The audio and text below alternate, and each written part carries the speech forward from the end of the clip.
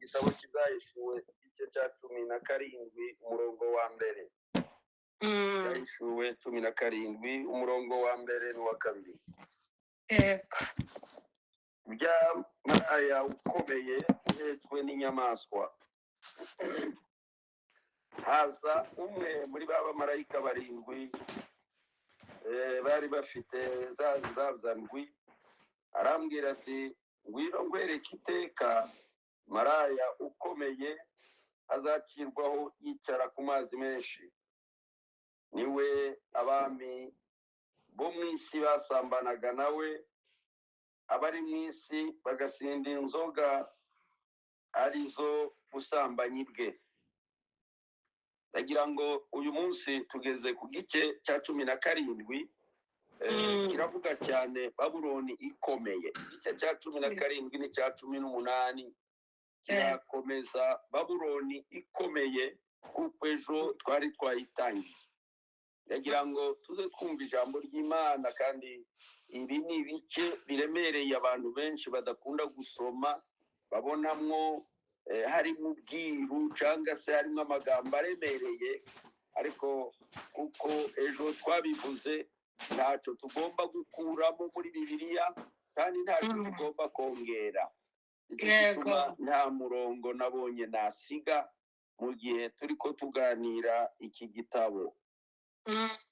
Igice cya 4 kugeza ku cya 22 muri iki gitabo cy'Ibyahishuwe usanga cyane kivuga ibintu bizaba, kandi ibintu bizaba waza kugera ku gice cya 20 ukumva noneho bitegetse isi uko izaba, cyangwa se bakavuga uko isi yategekewe. Ariko muri ibi bice ushobora gusangamo kimwe kuri 6 cyangwa se umurongo umwe kuri 6 uravuga hejuru y'Ababuloni. Numvise nta kuntu naharenga. Babuloni iravugwa cyane muri ibi bice cyane. Uretse ukuntu isobanuye imikorere ya Babuloni guhera ku gice cya 17 hariya dusomye ugeza ku murongo wa 6, haravuga imikorere yiwe kuri none. Noneho hakaza gukurikiraho uburyo buyisobanura cyane. Tuze gusoreza ku mbaraga za Babuloni uburyo izazishira mu bikorwa. Tuzaza kureba urubanza rwayo ku gice cya 18 n'irimbuka rya Babuloni. Mu mikorere ya none twako twari tubisomye hariya, Babuloni mwumvise ko bayise maraya uzabanziriza umugeni nyawe. Mbere y'uko tugera ku mugeni wa Kristo waba marayika barindwi, kuko twavuze hariya umwe muri bo araza aravuga ngo ngwino nkwereke iteka maraya ukomeye azacirwaho. Deja hariya batangiye mbere y'uko twumva iby'umugeni habanje kuza maraya. Uyu marayika wa karindwi wari ufite ruriya rwabza azanye urubanza rukomeye cyane kuri Babuloni. Yohana arabwirwa kureba urubanza rwa maraya, kuko kanya cyangwa se nituja kugera ku gice cya 21 ko nari bivuze, niho tuzasanga wa mugeni, umugore w'umwana w'intama w'Imana wera, ishusho y'itorero rikiranuka ryamanutse riva mu ijuru, kuko Yohana yaribonye. Nayo itorero ridakiranuka ariyo murwa wanduye izaba ryaguye hasi, ariyo Babuloni. Yohana rero yabonye maraya ashushanywa n'umugore wihishe mu idini, ari imikorere ya Satani mu madini y'ubuyobe. Cyane twinjire mu bintu paratike, tureke kuzaza tubica hirya cyangwa se tuzimiza. Kandi ubuhanuzi bwose bw'iki gitabo muze mubwumva, mushire mubitegere cyane, kuko nibyo bihe tugezemo. Ijambo maraya yarihawe kubera kuvanga, kwiyanduza, ubusambanyi bwo mu mwuka, ariyo madini yanze inyigisho nzima. yanze sene doctrine, yanze inyigisho shingiro, yihangira izindi zihwanye n'irari ryayo. nibo babandi Pawulo yavuze ngo bagira ishusho yo kwera ariko bagahakana imbaraga zako. Babuloni rero iraza kwerekana gukiranirwa gukomeye imbere y'Imana no kwiroha mu mpuzamadini, kwishira mu ekimenizme. Mwumvise abantu benshi babigisha bari hano kandi bigisha ibingibi babyize kandi babyigisha, ariko kubivuga ntibiza bishoboka cyane. Kumva abashumba benshi bari hano, bamwe basha bajemo barimo abarevera b'Igisenyi n'ahandi, Imana ibavugisha cyane, twabishimiye. Amen. Babuloni ya kera ni iyihe? Reka tuganire gatoya kugira ngo tuze kumva Babuloni, tubanze dusubire mu mateka yayo. Kera aho twitaga hari hameze nk'irembo ry'ijuru. Mwibuke ko Kayini mwene Adamu amaze kwica Abeli, noneho aragenda yubaka umurwa awitirira umwana we ngo ni Henoki, bisobanurwa ngo ni ugutoza. Bivuga ko Kayini yatoje urubyaro rwe ibizira. Kayini yatoje urubyaro rwe kugira nabi, ibigirwamana. Agenda bumvisa urubyaro rwe arubwira ko Imana yagambiriye kubarimbura bose. Buryo bw'ubugome yakoreye Abeli yarabukomeje, agenda acengeza urubyaro rwe ko Imana ibanga. None umugore wa Nowa ntabwo wahinduye imyumvire yabo, cyangwa se yaba batojwe kutumvira Imana, kuko musoma hariya Itangiriro 6, kwibwira kw'imitima yabo kwatekerezaga nabi gusa. Abantu batojwe nabi. Uyu Nimurodi uzusomwa hariya araza guhaguruka yubake wa munara twumva wa Babeli. Iya rero nimwe izasohokamwo ariyo Babuloni ya mbere yabayeho. Iturutse mu bugome bwinshi no mu burakari no mu gutozwa nabi. Itangiriro igice cya 10 haravuga ngo kandi Kushi yabyaye Nimurodi umunyamaboko imbere y'Uwiteka. Abantu bavuga ngo yari umuhinzi, yari umuhigi, ariko cyane cyane abateoloje bemera ko Nimurodi yari umuhizi w'imitima. Yahiganye imitima kugira ngo ayikure ku Mana. Iri jambo mu gihe burayo bakoresha ngo ni Bab, ni irembo ry'ijuru, aho umuntu yashakaga gusanga Imana mu ijuru. Hariya niho hantu hambere h'ubugome Satani atangira gukorera kugira ngo azamure abantu bagere ku Mana. Imana rero iraza kubabushanya indimi batandukana. Noneho umunara wa Babeli mu gihe bawubaka bareke kuvuga rumwe, nibwo batangira kuvuga ngo Baal, umurwa watandukanye, babushanye, kudahuza, kunyuranya ibitekerezo. Umwe yakuvuga akimpereza umugozi akamuha itofari, pereza sima akamuha ibuye. Imvugo naho zatandukaniye ku munara wa Babeli. Noneho Babuloni hariya mu ihame ryo mu mwuka no mu bihe byakurikiye, tugenda dusubira cyane mu mateka kugira ngo tuzaze kumva Babuloni ukuntu izahana. Umwanditsi w'Ibyahishuwe 17 araza kugereranya Babuloni na maraya, yerekane ko abami bose bo mu isi basambanaga nawe. Aho arerekana ihame ryo mu mwuka. Ihame ryo mu mwuka rizahoraho. Afite imbaraga za politiki zigendana n'imbaraga z'amadini, zizagenda zijyana n'imbaraga z'amadini. Kristo ubwo busambanyi buzasobanuka mu iteraniro rusange rizaba riyobowe n'umwana wo kurimbuka. Aya ni amagambo tugomba kumva cyane, kandi imperuka niyo duhaye twinjiramo. Uyu Nimurodi niwe mwene Kushi, niho hakomoka rya zina abantu benshi basoma amateka bita Bakushi, bivuga ngo imana y'inzoga. Amateka avuga ngo nyina wa Nimurodi yitwaga Semarama, bivuga ngo dufatanye ubumwe bukomeye. Niho havuye ubumwe bwo kubaka umunara wa Babeli. Ni inzira yo kurwanya ubushake bw'Imana. Yego. Igihe cya kera amateka aza yerekana ko umwana na nyina bagiraga isano cyane mu buryo bwo kuramya. Niho usanga ko muri Egiputa abize histoire baza basoma kuko habaga imana yabo bitaga Isis n'umuhungu we Osiris. Ubuhindi bagasenga Isi, uwo mugore n'umuhungu we Iswara. Muri Fenesiya bagiraga za mana twita za Shitaroti n'umuhungu we Baali. Noneho bakabifatanya. Muri Pergamu usanga uriya umugore witwa Tibere n'umuhungu we Decius. Mu Bugiriki bari bafite Aphrodite n'umuhungu we Eros. I Roma bari bafite Fortunato n'umuhungu we Jupiter.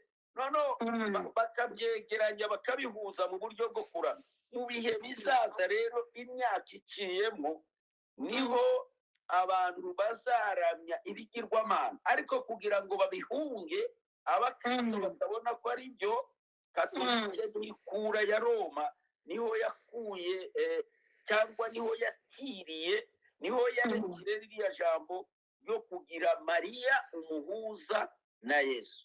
Mbere y'ukumera kwa Yesu banza unyure kwa Mariya. Ni ibintu by'amateka bigenda bikururana. Hakaba umugabekazi n'umwami.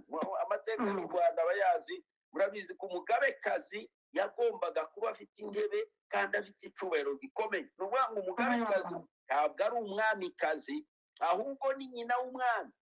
Yego. Ni aho ngaho Katolike rero izifata, abantu babaye muri Katolike murabizi, bagafata kugira ngo ugere kuri Yesu baza unyure kuri Mariya. Ni aho ngaho biza guturuka muri ayo mateka ya kera yo kugira umugabekazi.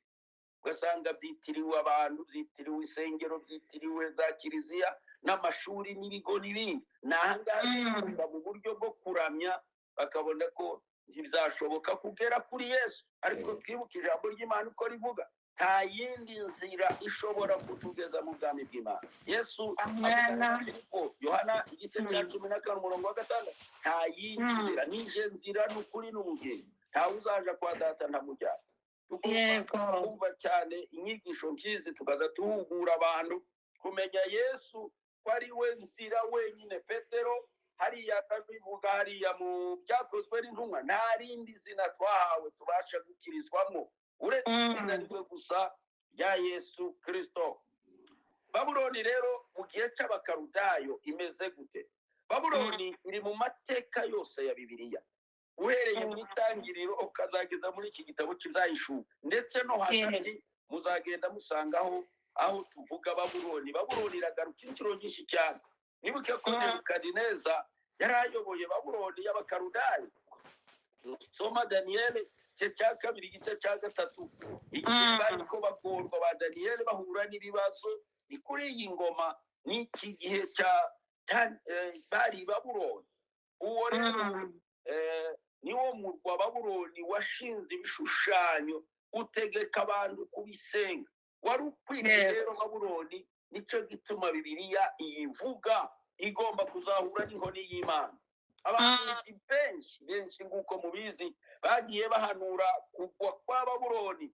Bavuga nka Yesaya 13 na 14, yaravuze ngo nimuboroge kuko umunsi w'Uwiteka uri bugufi, uzana umunsi wo kurimbuka uturutse kwishobora byose. Yeremiya 50:26, nimuze muhatere muturutse hose, mukingure ibigega byaho, muhahindure ibirundo, muhahingure, mwe kugira icyaho musiga. Kuri 50 uriya murongo wa 40 aravuga ngo uko Imana yarimbuye Sodomo na Gomora n'imidugudu yegeranye naho, niko naho hantu nta muntu uzahatura, kandi umwana w'umuntu uzahasuhukira. Niko Uwiteka Nyiringabo avuga. Amen. Babuloni rero iraza gukomera mu bihe bitandukanye. icyo turiko tuganira kuri iki gice cya 17 turebe gukomera kwa Babuloni ukuntu yagiye izamuka ize gutera ibyago bikomeye cyane mu bantu. Nubwo ubuhanuzi bwose bwagiye buvuga kuri Babuloni ntibyatumye idakomera ngo yaguke igwize n'imbaraga. Reka dusubire mu mateka gatoya murebe amateka ya Babuloni ariyo Iraq ya none kuri ubu ngubu. Abamedi n'Abaperesi bigeze kuyigarurira muri 539 mbere ya Kristo, irababara cyane ariko ntiyashira. Bize kugera igihe kimwe yigomeka kuri Dariyo muri 516 barayirwanya ariko ntiyashira. Uwitwa Artazerusi aza gusenya urusengero rwitiriwe Bali hariya, ariko nanone Babuloni irakomeza irazamuka. Uwitwa Alexandre Mukuru w'Umugiriki yigeze kuhakunda cyane, arahashima, ahatuma abasirikare ngo basaga 10,000 kugira ngo bahasane bahigarure ahagira umurwa mukuru, ariko kugurwa n'indwara arapfa, inzozi ziwe ntiyazigeraho. Babuloni rero iraza gutegekwa n'uwitwa Celsius muri 293 mbere ya Kristo. Habaho imijyi imwe ndetse iraturwa iyoborwa n'Abayuda, ariko ntiyakira. Muraza kugira ngo muyumve, nashatse kuko mbabwira amateka yabo. Mu kinyejana cya mbere cy'Abukristo ba Petero bariko bigisha ubutumwa bwiza bwageze i Babuloni. Nubwo batumva none, nubwo udashobora kugeza Bibiliya i Babuloni, nubwo utakwinjira na Bibiliya hari, ariko ubutumwa bwarahageze. Ubwandiko bwa mbere bwa Petero 5:13, Petero yarahasuye anabandikira urwandiko aravuga ngo itorero ry'i Babuloni ry'abatoranijwe nkamwe irabatasha. Urwandiko rwa mbere niho yarwohereje muri 60 nyuma ya Kristo. Abenshi rero bahamya ko mu kinyejana cya 5 kugeza ku 8 muri iki gihe cyacu umurwa mukuru wa Babuloni wari utuwe n'Abayuda, nibo banditse ndetse ibitabo byinshi bya Talmud by'i Babuloni n'ahandi. Ubu rero Babuloni ni umujyi ukomeye cyane, witwa ukomeye, uri muri Iraq hagati kandi umeze neza, utuwe n'abasaga 1000, wubatswe n'amabuye ya kera. Abantu bazaza baja muri biriya bihugu bya Aziya bazaza bazaje bakora ubushakashatsi kera rugendo kugira ngo murebe kuko ngo hubatswe n'amabuye yo kwa Nebukadineza, ari amabuye ya kera akomeye adasaza. Mu myaka ya vuba ejo bundi za 79 kugeza 90, Saddam Hussein umukuru wa Iraq atangira umushinga wo gusana Babuloni ya kera. Abantu bakuru bari hano bakurikirana amateka y'intambara mwarabibonye, yifashisha inkunga z'amahanga kaza UNESCO, abasaba kumushigikira kugira ngo bazure karya ka kera kaba Babuloni ya Nebukadineza. Ariko inzozi ze ziraza guhura n'intambara, kuko tuza twumva amateka kandi twarabibonye, bamukome mu ngokora. Ya ntambara yo mu kibaya cya Golfe iraza kumubuza gukora ibyo ngibyo. Yari amaze gukwirakwiza ibyapa hose kandi n'inzandiko zimaze gukwira isi yose, ndetse yigeze aho ategura kurimbura Israel, ariko Imana iburizamwo iyo migambi ye mibisha, ntiyagera ku byo yifuza, ahubwo ahitanwa n'intambara hariya hantu. Kugeza uyu munsi Babuloni ariyo Iraq irahanganye na Yerusalemu. Murabizi muri uyu mwaka byarabaye bikomeye cyane. Muri uyu mwaka mwumvise ibitero byinshi byaturutse impande zombi, ibimenyetso biriko bitutumba byo kurimbura Babuloni. Ngaho tekereza kuvuga ngo Israel yagiye kurasa Iraq, Amerika yarashe Iraq nayo yashubije. Biriya ni ibimenyetso bitutumba kugira ngo Babuloni izarimbuke. Babuloni n'uyu munsi iriyubaka umunsi ku wundi, ariko ubuhanuzi nabwo buragenda bwiyegeranya. Uzumva umunsi umwe irimbuka rya Babuloni ryageze, rizagera kuko ubuhanuzi bwa Yesaya na Yeremiya nubwo bwitonda, ariko igihe kizagera buzashika. Babuloni yatsinzwe n'icyaha cy'ubusambanyi bwo mu mwuka. ubusambanyi bwo mu mwuka. Nimba kubaka Babuloni ku nkombe za Ufurate butaragera, amahame y'umwuka Babuloni yerekana ko agenda atwereka ku iherezo azasohora. Itorero rya Kristo cyangwa se abahamagawe bava ahandi rigereranywa n'umwari ukiranuka witandukanije n'iby'isi, witeguye guhura n'umugabo we. Naho idini riyoza rigereranywa n'umugore wahukanye agasiga urugo rwe, agakora gusambana ko mu mwuka. Isi iramumenya nk'amaraya. Soma Yesaya igice cya mbere murongo wa 21 haravuga ngo dore ye umurwa wiringirwaga uhindutse maraya. Ahuzuraga imanza zitabera, akarangwa ngo gukiranuka, naho asigaye arahabicanye. Ibi ndagira ngo cyane abantu birinde ubuyobe bwo mu mwuka, birinde ubusambanyi bwo mu mwuka. Babuloni n'idini ryayo ryo mu ibanga.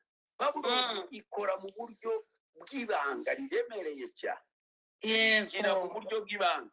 Hariya mu uriya murongo wa mbere twasomye wavuze ngo ngwino nkwereke maraya, iteka maraya azacirwaho wicara hejuru y'amazi menshi.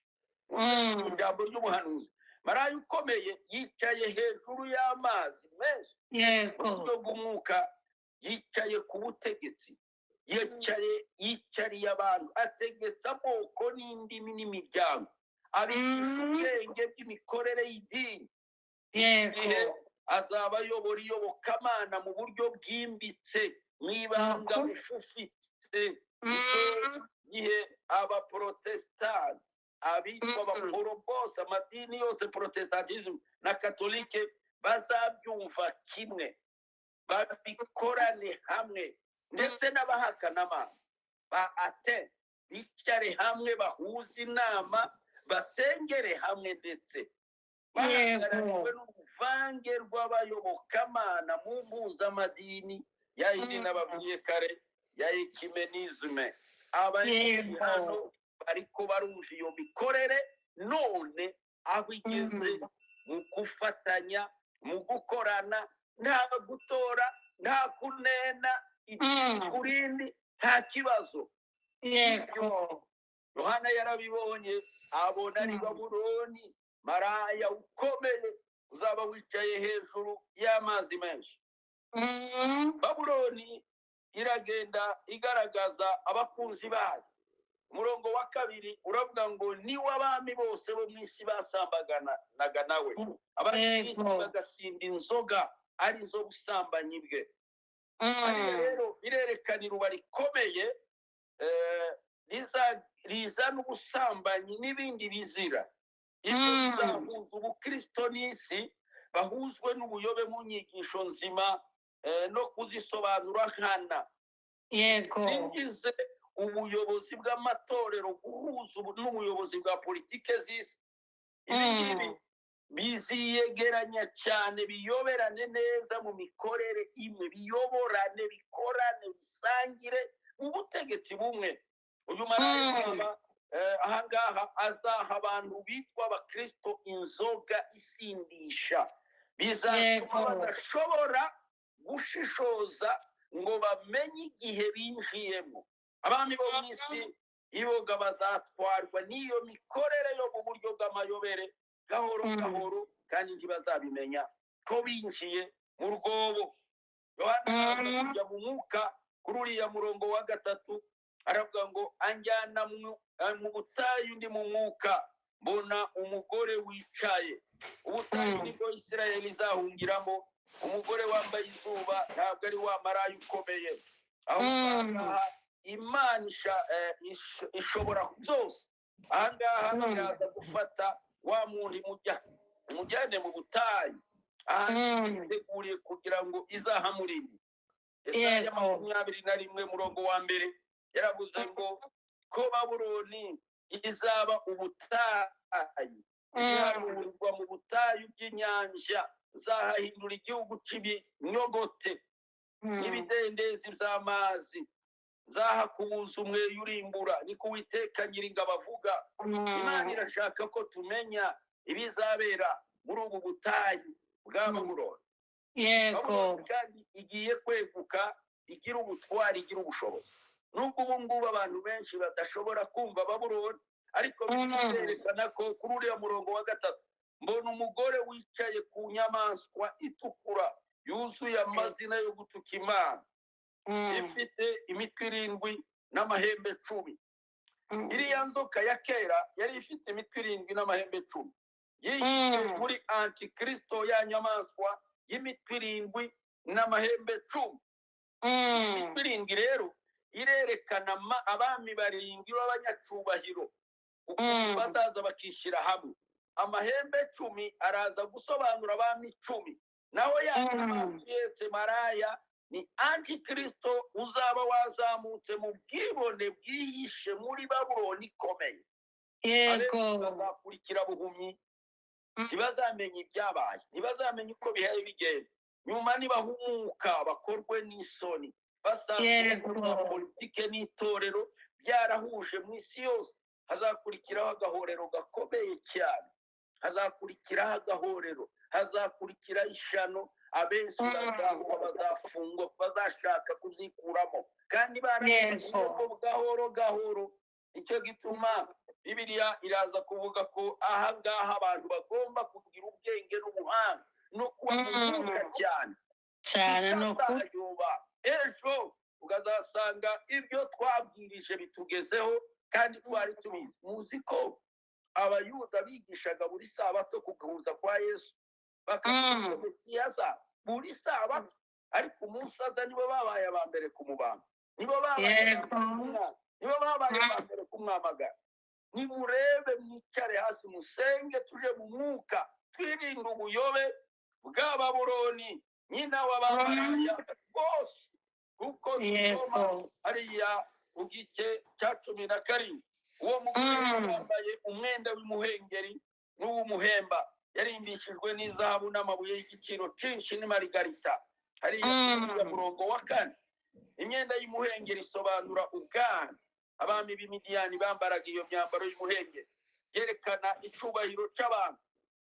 Naho zahabu yerekanaga ubumana mu ihema kugeza ku cya Salomo. Icyo gituma Babuloni izashaka kwigana ibyo byose kugira ngo ifate umwanya w'Imana. Mu byanditswe hari imijyi Imana yise maraya, imijyi nka Tiro na za Ninawi na za Yerusalemu. Iyo dusoma Bibiliya iravuga ngo maze Yesaya 23:15, uwo munsi Tiro hazibagirana, bizaba indirimbo ya maraya wari uhararutswe. Naho mu 3:4 aravuga ngo ibyo byose byatewe n'ubusambanyi bukabije bwa maraya wakugwaga. Umurozikazi w'umuhanga uguramo ku busambanyi bwe, akagurisha n'imiryango uburozi bwe, ari nawe. Ezekiel 16 aravuga ngo Yerusalemu hagereranywa n'umugore wabaye maraya.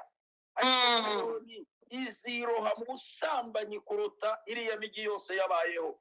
Nicyo gituma izitwa nyina w'abamaraya bose n'ibizira byose, kandi nibyo bizayigusha ku buriri bwayo bw'ibihano bikaze.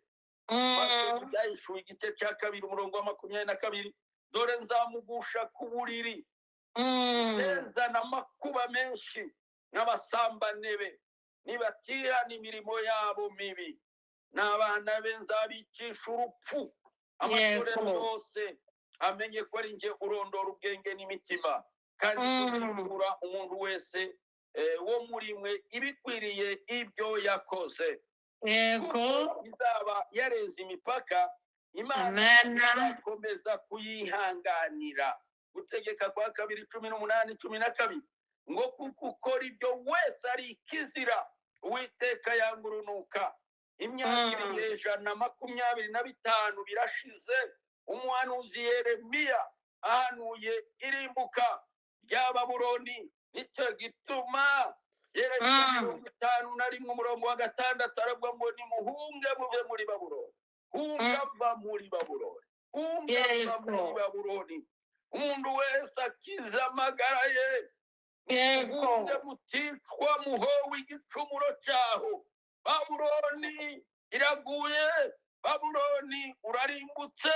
Hunga yego va Babuloni, hunga va mu madini, hunga va mu buyobe. Yego. Kizwa reka Amen. inyigisho z'ubuyobe.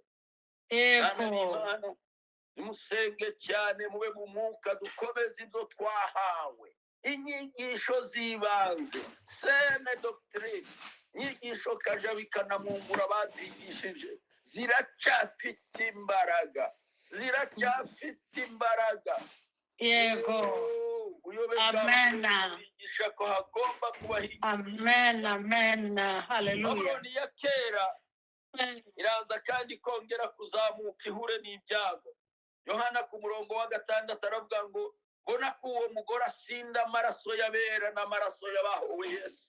Umwanditsi witwa Robert Anderson wo mu kinyejana cya 19 yanditse ku itorero ry'i Roma rizabazwa abahamya ba Kristo miliyoni zisaga 50 barimbuye. Babuloni yasinze amaraso y'abera, irabicisha, irabarimbura, ibamaraho. Ko Babuloni ikomeye izongera gukora kandi izakora uko irimbura abahamya ba Kristo bose aho bazaba babarizwa. Daniyeli aravuga ngo maze mbona iryo hembe rirwanya abera ishaka kubanesha, niwe uzavuga ibyo kugomera isumba byose, kandi azagerageza, azafata abera, azarenganya abera bisumba byose. Abakozi b'isaha ya nyuma bazasohorerwaho n'iri jambo rivuga ngo uzabica wese azibwira ko akorera Imana umurimo, kandi ibyo bazabikorera gutyo kugira kuko batamenye data nanje batamenye. Amagambo Yesu yavuze muri Yohana 16 umurongo wa 2. Abakristo tugomba kwemera kuba ibitambo, tukemera kandi gukora bica. Azavuga ngo korakorera Imana, azavuga ngo baragumutse, azavuga ngo n'ubuyobe. Ariko muze musoma amagambo umwami Yesu yavuze aho muri Yohana 16 umurongo wa 2. Atangazwa n'ibyo bintu abonye kuri uwo yakoze. Umurongo wa 17 umurongo wa 6 kuri 17 aravuga ngo ubonye ndatangara cyane. yego Idini rizashingwa n'abantu rishushanywa n'itorero rya Kristo muri byinshi, ariko rize kurwanya umugambi w'Imana. Nibwo rizatangira guhangana no guhana abahamya ba Kristo batazemera imikorere ya yindi yose twavuze y'uruvangitirane. Niyo Babuloni ikomeye tugiye kuvuga ijambo risoza kugira ngo muryumve cyane. Babuloni ikomeye, Babuloni mbi. Kuri uriya murongo wa 7, Babuloni imikorere ye yo mwibanga.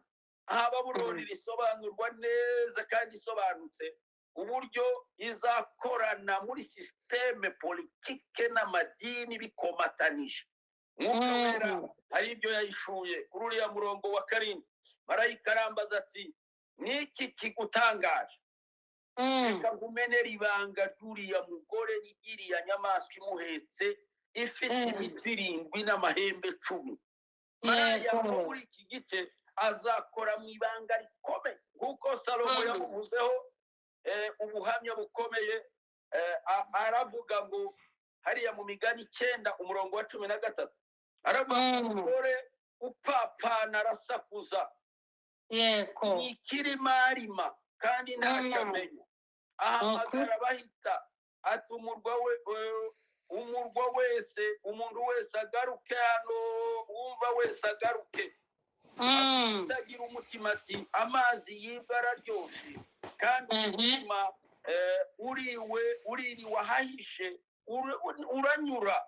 Ariko ndazi ko bapfuye ari bo bahari kandi bamwumva bazaja muri uwo mworera. Aya magambo ya Salomo muyumve. Aya magambo Salomo yavuze mu Migani 9 umurongo wa 13 kugeza 18. Azakurura, azahamagara, azareshya. Babuloni mu mbaraga za politike ku murongo wa 9 niyo hakwiriye ubwenge n'ubuhanga. muzasoma uwo murongo 9:10 hariya haravuga ngo aha niho hakwiriye ubwenge n'ubuhanga, iyo mitwe 7 niyo misozi 7 uwo mugore yicaraho. Abasobanuzi benshi bemera ko Roma yubatse hejuru y'imisozi 7, aha katolike bakavuga ko ariyo Roma, ariko ni ibintu bagenda bashakisha. Abakatolike bavuga ko ari igihe cya Kaisari, abaprotestanti bakavuga bati ni Roma ya Papa. Ibyo byose ni gushakisha kubishira ku bandi, ariko byari ngombwa ngo umuntu ubuhanuzi nibuzaza buza ubwigereho, ureke kubushira ku bandi. Iriya misozi irasobanura ububasha bwa politiki, hari aho umusozi usobanura ubwami bwa Kristo, aho Yesu yavuze, Yesaya yavuze 2:2 mu minsi y'imperuka umusozi wubatsweho inzu y'Uwiteka uzakomezwa mu mpinga z'imisozi. Mika aravuga ngo amahanga azazamuka ku musozi w'Uwiteka. Mu kwegeranya rero uyu musozi isobanura ubwami bwa Antikristo. Zekariya 4:7 wa musozi munini we wiyitika imbere ya Zerubabeli uzakibaya. Zerubabeli yakomera Babuloni kazamuka nk'umusozi, ariko nimuhumura bera, turi kumwe na Zerubabeli izaba ikibaya. Bazatangara babonye imanzi mu kuboko kwa Zerubabeli. Mwami Yesu agiye kuza, azakubita hasi iriya misozi irumbaraye Babuloni yishize hejuru. Abakristo twari tugomba kujya mu mwuka, aho ubwenge n'ubuhanga buri, tukareba imikorere n'imyinjirire ya Antikristo. Atazatwinjirana akatubuza kwinjira muri gakondo. Yesu yaravuze ngo mwagira kwizera buto kungana na kabuto ka sinapi, mwabwira uyu musozi ngo shinguka utambuke inyanja. Ni twebwe abakristo bashishoza buzuye umwuka wera tugomba guhagarara tukabwira uyu musozi Babuloni duhagaze imbere, shinguka jya mu nyanja, shinguka nimuhagarike imiyaga, nimuhagarike imyuka ya Babuloni iriko yinjirana abakristo. Antikristo azacura ubufatanye bw'amahanga 10 y'i Buraya, nibyo biri muri federasiyo za Union Européenne n'ahandi, n'ibindi bihugu bya Afurika byiza yiyegeranye. Urabizi ku isi none ariho ihaye yinjira, ariko abakristo murarame, murebe gutabarwa kwacu kuri hafi, murebe gutabarwa kwacu kuregereje, gucungurwa kw'abana b'Imana uko no kuzamuka. Natwe tugira ubwenge, Haleluya, twinjire mu amen, haleluya. Babuloni, hunga va muri Babuloni, hunga va muri Babuloni. Yewe musozi munini we wigize iki imbere ya Zerubabeli uzaba ikibaya. Shinga ayo magambo yandike mu mutima wawe, andika amagambo aremereye mu bugingo bwawe yo kugira Antikristo atagomba kutandukanya, atagomba kutwambura ubweretwa. Amen. Haleluya. Imana ibagirire neza kuri none. Tuzakomeza ubutaha twiga igice cya 18 n'icya 19 twinjira ku itorero, ariko dusoreje kuri iki ngo hunga Babuloni. Hunga Babuloni, reka kwinjira, reka kwiroha. Abanyamwuka ese byagenze gute? Abanyamwuka ni musenge, intambara dufite iremereye ni y'umwuka. Itorero rya Kristo abantu barasambana mu buryo bwo mu mwuka. Imana umugisha kandi Imana ibagirire neza kuri aya magambo ku bwa Yesu Kristo umwami wacu.